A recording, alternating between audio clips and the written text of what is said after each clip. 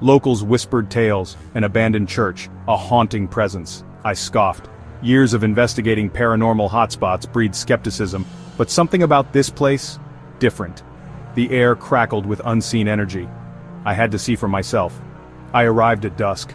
The setting sun cast long, eerie shadows across the overgrown graveyard. A shiver ran down my spine. The church loomed before me, a skeletal silhouette against the dying light.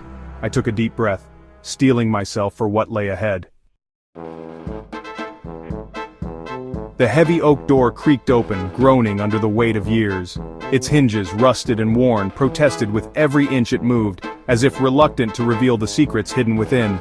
The door had stood the test of time, guarding the memories of a bygone era, and now it was finally giving way to the present.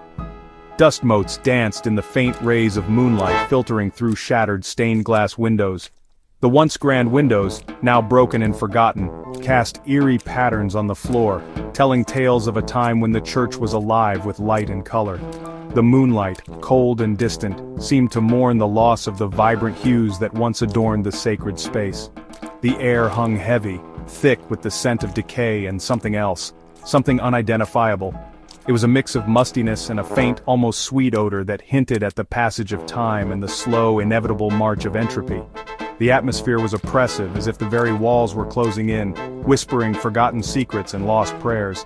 The once vibrant murals on the walls were now faded and peeling, depicting scenes of angels and demons locked in eternal struggle. These artworks, once a testament to the skill and devotion of their creators, now stood as ghostly reminders of a past filled with faith and fervor. The angels with their serene expressions and the demons with their twisted visages seemed to come alive in the flickering light, continuing their celestial battle in silence. The ornate pipe organ stood silent, its keys covered in a thick layer of dust. Once, it had filled the church with music, its powerful notes resonating through the hallowed halls. Now, it was a relic of a forgotten time, its silence a stark contrast to the melodies that once echoed within these walls. The organ, with its intricate design and majestic presence, seemed to yearn for the touch of a musician's hands to bring it back to life. Every footstep echoed in the oppressive silence, amplifying the sense of unease that permeated the very stones of the church. The sound reverberated off the walls, creating an almost tangible presence that seemed to follow, watching and waiting. Each step taken was a journey deeper into the heart of the past, where shadows of forgotten souls lingered, and the weight of history pressed down like a shroud. The church, once a place of solace and sanctuary, now stood as a monument to the passage of time, its silence speaking volumes. I moved deeper into the sanctuary, drawn by an unseen force. The hair on the back of my neck stood on end. I wasn't alone. A cold spot settled over me despite the stifling air. My breath caught in my throat.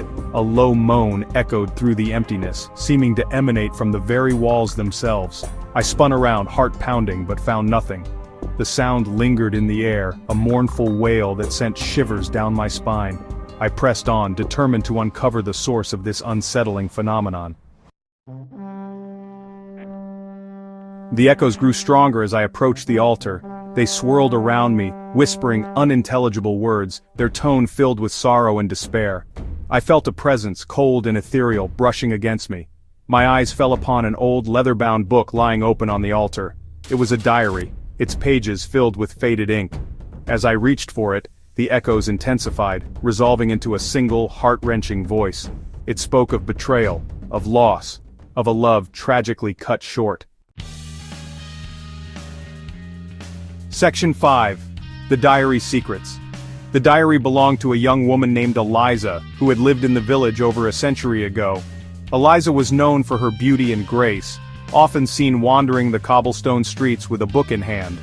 Her life seemed idyllic, but beneath the surface, she harbored a secret that would eventually lead to her downfall. She wrote of her forbidden love for the church's priest, Father Thomas. Their love blossomed in the shadows, hidden from the prying eyes of the villagers. They would meet in the secluded churchyard, where they shared whispered confessions and stolen kisses. The pages of her diary were filled with passionate declarations and dreams of a future together, far from the constraints of their small village, but their love was not meant to be. One fateful evening, they were discovered by a group of villagers. The once beautiful script of Eliza's diary turned frantic and distressed as she recounted the horror of that night. The villagers, shocked and outraged, could not comprehend the depth of their love, and saw only sin and betrayal. The villagers, consumed by their own piety and fear, turned on the lovers, their anger fueled by a sense of righteousness. They believed that Eliza and Father Thomas had brought shame upon their community, and that their actions were an affront to their faith. The once peaceful village was now a place of turmoil and suspicion. Accusations of witchcraft and heresy soon followed. The villagers, in their fervor, claimed that Eliza had bewitched Father Thomas, leading him astray from his holy duties. The fear of the unknown and the need to find a scapegoat drove them to extreme measures. Eliza's diary entries from this time are filled with confusion and despair, as she struggled to understand how their love could be seen as something so dark and evil. Eliza was excommunicated and ostracized, cast out from the community she had once been a part of. Her friends and neighbors turned their backs on her, and she was left to fend for herself. The isolation was unbearable, and her diary entries became increasingly desolate.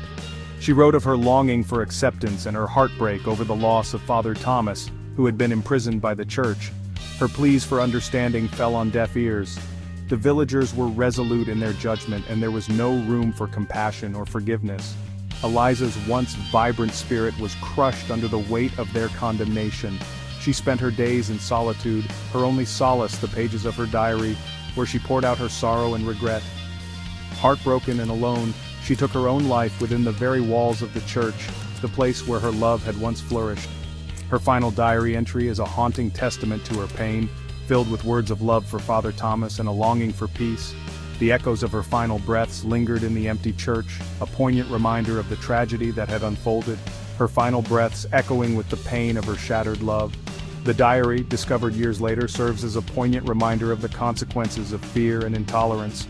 It tells the story of a love that defied societal norms and paid the ultimate price. Eliza's words continue to resonate, a testament to the enduring power of love and the tragic consequences of its suppression. Section 6. Echoes of Anguish. I continued reading, each word a gut punch.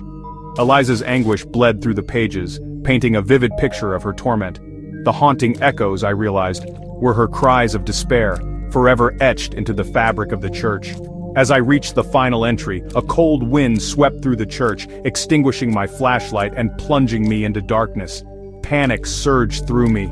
I fumbled for my lighter, my heart pounding against my ribs. When I finally ignited the flame, I saw it. Section 7. A shocking revelation. Standing before me, shimmering in the flickering light, was the translucent figure of a young woman. Her face was pale and drawn, her eyes filled with an eternity of sorrow. It was Eliza. She reached out to me, her touch icy cold, and whispered a single word, "Forgive." Then, as quickly as she appeared, she vanished, leaving behind only the faint scent of lavender and a lingering chill in the air. Section 8. Unanswered questions. I stumbled out of the church, shaken to my core. The air outside felt heavy, as if the weight of centuries of sorrow and unanswered questions pressed down on me. The church, with its ancient walls and haunting silence, seemed to hold secrets that were just out of reach, whispering to those who dared to listen. The experience left me with more questions than answers. I found myself sitting alone, trying to piece together the fragments of a story that spanned generations. Each question led to another, creating a labyrinth of mysteries that seemed impossible to unravel. Was Eliza's plea for forgiveness directed at me, a stranger from another time? Or was it a cry that had echoed through the ages, seeking redemption from anyone who would listen? Her face, etched with sorrow, haunted my thoughts. Or was it meant for the villagers who had condemned her and her lover? The judgmental faces of the villagers frozen in time seemed to accuse me as well. Their intolerance and fear had led to a tragedy that still resonated within these walls. I don't have the answers. The more I pondered, the more elusive the truth became. It was as if the church itself was a living entity, guarding its secrets jealously, revealing only glimpses to those who sought them. But I know this. Eliza's story is a tragic reminder of the destructive power of intolerance and fear. Her life, marked by love and loss, serves as a poignant testament to the human condition. The sorrow etched in her eyes is a mirror reflecting the pain of countless others who have suffered similar fates. Her echoes will continue to haunt this abandoned church, a testament to the enduring power of love and the devastating consequences of its denial. The overgrown, dilapidated interior stands as a silent witness to the passage of time and the stories that refuse to be forgotten. As I walked away, I couldn't shake the feeling that Eliza's spirit was still there, watching, waiting, and hoping that one day, her story would be fully understood and her soul finally at peace. Section 9. A Haunting Legacy. The abandoned church stands as a chilling monument to a love silenced. Eliza's story, once lost to time, is now etched in my memory. Her haunting echoes are a stark reminder, some wounds, even time cannot heal. As I left the village the next morning, I couldn't shake the feeling that Eliza's spirit, though still trapped, had found a measure of peace. Her story, once silenced, was finally being told. And in that telling perhaps lies the true meaning of forgiveness.